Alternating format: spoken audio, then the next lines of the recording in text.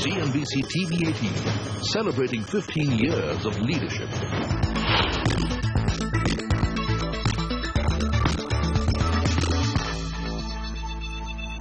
Hello and welcome to Markets Today. I'm Lata Venkatesh and with me is Anuj Singhal. Well, it was a market which disappointed. For the past 3 days, we've been used to this slug, this fight between the bulls and the bears, but today decisively ended with the bulls looking weaker. Hi, Anuj. Hi, Lata. But you know what? The Bulls were still in the game. In the last 30 minutes, there was still one attempt. There was no knockout punch. The slugfest went on, but the Bears also could not deliver a knockout punch. Actually, no one is able to deliver the knockout punch. So they have survived to fight another day, is what you're saying. It's Indeed. just one round, perhaps, that they backed off. But, yeah, one round that goes to the Bears. For all you know, maybe tomorrow is Bulls' day.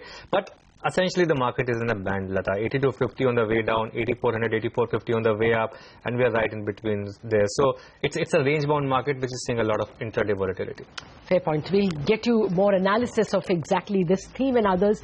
First, let's take you through the top headlines. The indices end a 3-day winning streak. Sensex and Nifty and nearly 0.5% lower, dragged down by several marquee names like ICICI, Infosys, ONGC and Larsen. A few FMCGs like Asian Paints and ITC supported. Well, cement stocks were the toast of the day, with Ultratech and Ambuja leading from the front. The sector was abuzz on news of price hikes.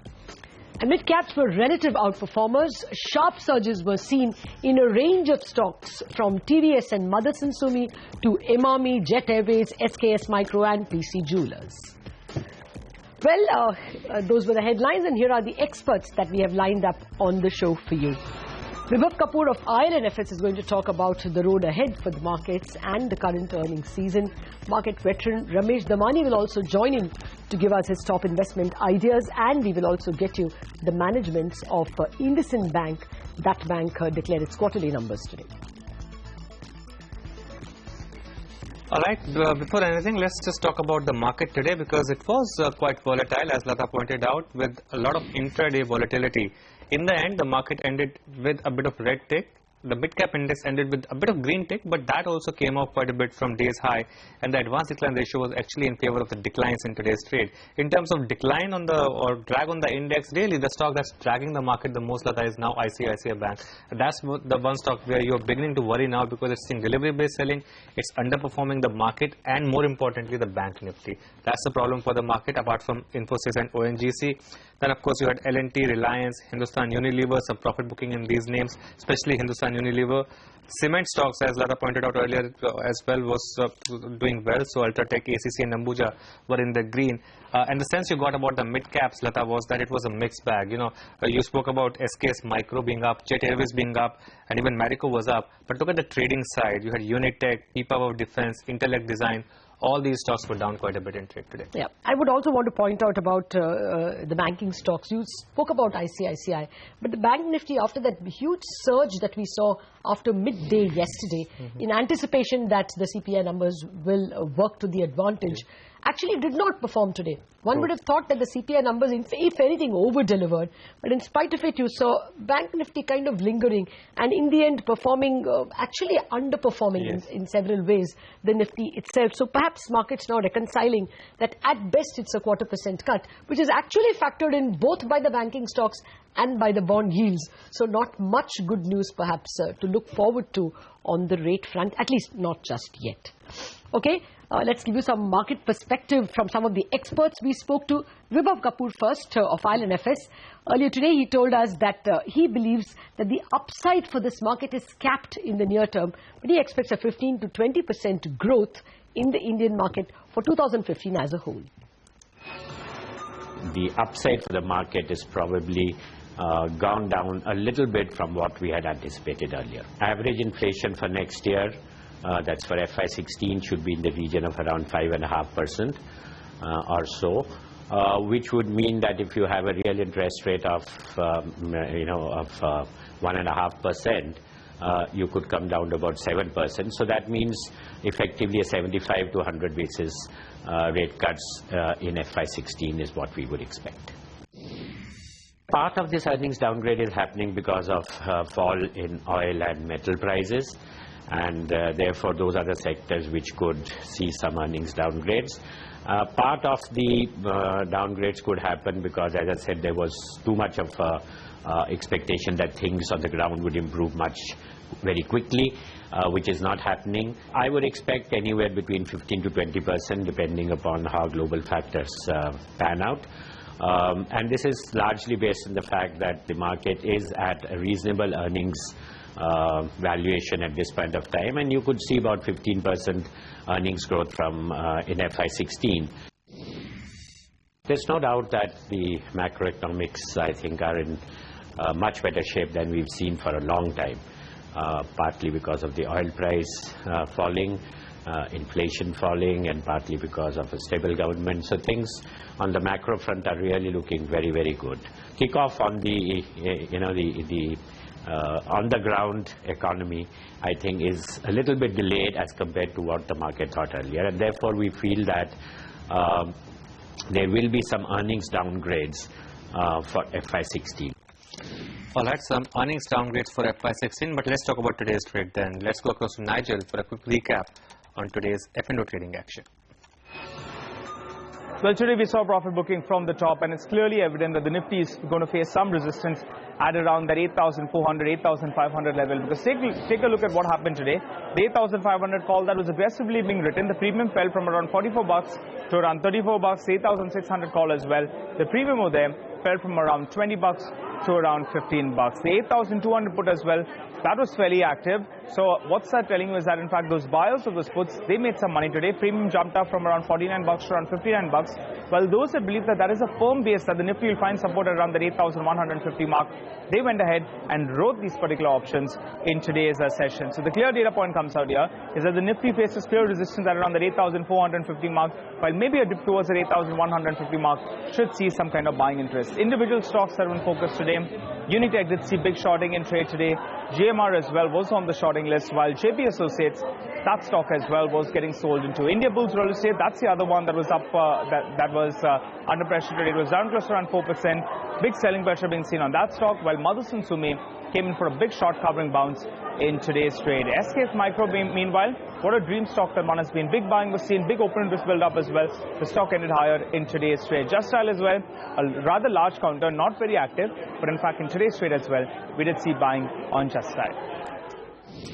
All right, earnings front now, and today the bank earnings have all begun. First of them, IndusInd Bank, they've met street estimates with their third quarter numbers. Ekta Batra is here to tell us what were the other highlights of the numbers. Ekta. Well, overall, IndusInd Bank came out with what was an in-line set of numbers. For example, the NII was up 18% versus estimates of a 19% growth, and the profit was up 29% versus estimates of around a 27% growth. Now, the profit this time was supported again by lower provisions year-on-year and higher other income. The provisions fell 22% year-on-year to 98 crores, but there was a 34% sequential rise, but that did not really disturb the analysts because the general average run rate is 100 to 120 crores in previous quarters, and the 98 crores has come in below that average run rate. Overall, other income was up 27% year-on-year to 611 crores. Some of the analysts we spoke to said that the 611 crore figure is in fact the highest, or one of the highest that they've seen in several quarters for IndusInd Bank in terms of other income. Core fee income again was a strong driver of this other income, estimates of a growth of around 20% for the quarter gone by. The net interest margins improved as well. It was up 4 basis points sequentially to 3.67%. Credit growth continued to track what the bank did in the previous quarter, so it was up 22% above industry averages. The management said that they saw some uptick in restructured assets and that vehicle financing is seeing the beginning of an uptick. Let's listen in to the management on their numbers. The vehicle finance book is just beginning to see upticks. I think after about 3 or 4 quarters, we saw a positive accretion to our vehicle finance book. The big bump up in vehicle finance is yet to come. We believe that quarter 4 and therefore after quarter 1, we'll certainly start seeing the change in our loan books between corporate and retail, which should have certainly a more beneficial impact on our net interest margins. That was IndusInd Bank. It made a new lifetime high and then of course slipped a bit in late trade when the market became a bit volatile. But let's talk about some other stocks. Lower crude prices dominated the sentiment today and Jet Airways touched a fresh 52-week high today. Sonia Shinoy now joins us with all the factors that impacted Jet Airways stock. Sonia. Hi, thanks for that. Well, Jet Airways hit a fresh 52-week high in trade today. There's been double cheer for that stock. On one hand, you have the lower crude prices, which will result in lower ATF prices, which is a big positive for their margins. And on the other hand, we've seen a cutback in SpiceJet's capacity, and that will help the supply remain controlled for the market, and Jet Airways will be an eventual beneficiary of that. Now, fuel costs, remember, account for 45% of the operating costs for airline companies, and every 4% reduction in fuel costs adds about 2% to the margins. In fact, HSBC has forecasted a profit of 430 crores for Jet Airways in FY16 after reporting losses for many years. So there is perhaps more upside in stock. Back to you. Thanks a lot for that, Sonia. Well, struggling to mop up revenues to meet a daunting 4.1% fiscal deficit target, the government has reworked its divestment policy.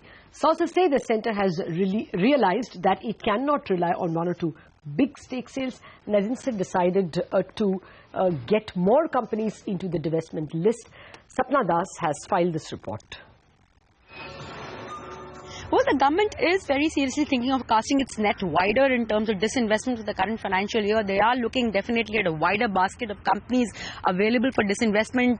Something on those lines, the indication has already come from the finance minister last week. Keeping that in mind, they may be looking at 4 to 5 more companies for the remainder of the FY15, which is already outside the existing action plan. So basically a reworked disinvestment plan for the current financial year.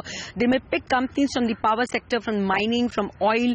It depends how quickly the approvals move on that front. Apart from that, they are also looking at expanding the CPSE ETF basket, or rather in terms of offloading more of their shares.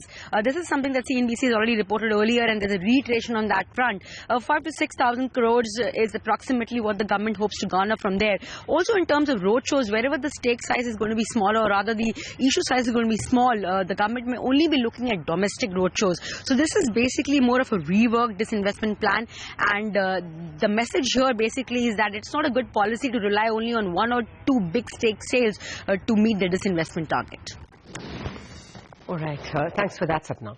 The Modi government has taken the ordinance route yet again to make changes to the Mines and Minerals Act this time. The reworked law, which was signed by the President last evening, is set to change the rules of the game in the mining space. As we at CNBC TV 18 have been reporting, with this ordinance coming into effect, all mineral concessions will be granted through auction only. Anshu Sharma filed this report. That's right. The key amendments to MMDR Act amendment ordinance are that the government is looking at giving mining leases for notified minerals such as iron ore, manganese, limestone and bauxite as of now via auctioning mining leases, and for any other minerals or deep-seated minerals, the government will be auctioning prospecting license as well as mining lease. Government will have the power to make changes to notified minerals anytime later, and we also understand that the government will be giving a transitional period to captive miners for 15 years and 5 years for non-captive miners. The district mineral fund will not exceed 1/3 of royalty rates of mineral, and it will be decided by the states for the development of mining affected area and people. The central government will have a stronger role in the sense the government will be able to make rules and notifications for the auction, and it will be conducted by the state. The central government will also prescribe deadlines to meet these auction, and if the state fails, the central government can intervene. It was a report from Anshu. Now let's get in some global voice. Citigroup's regional strategist Marcus Rosden says India is one of the most expensive markets in Asia, and while he adds that it is well positioned from a rate cycle perspective, he still prefers China over India. In terms of our view, it's very much a correction in a normal upcycle. So all of our strategists continue to be optimistic in terms of the outlook for this year. In terms of the emerging markets, the area that we're still most comfortable with is Asia. And that's because really as a region, it is the single biggest beneficiary of declining oil prices. And so overweight Asia, underweight Latin America and EMEA. So we see interest rates coming down about 100 basis points. And so from a rate cycle perspective, India is well positioned. From a valuation point of view, it is one of the more expensive markets, sadly, within Asia. And so kind of near term, we think the performance is a little bit capped in terms of the upside. In terms of our outlook is probably, sort of low double-digit returns for this year. So obviously in that regard, India will do much better than Latin America or EMEA. But our strategists, for instance, in China are a lot more optimistic on the outlook for the Chinese equity market. And so in terms of China versus India, our preference would be China over India for the moment. China over India, but still likes India. Well, let's take a break on that note. Coming up, more market perspective. We'll also get you some trading ideas. There are leaders who have shaped our economic history and leaders who are shaping our future. As CNBC TV 18 celebrates 15 years of business leadership, we find out who India's most powerful business icons are. The leaders, trailblazers, and radicals. For the first time ever in Indian business history, we're asking the people of India to vote for the leader who has impacted their lives and the Indian economy. Log on to www.indianbusinessicons.in to select India's top 15. Only on CNBC TV 18.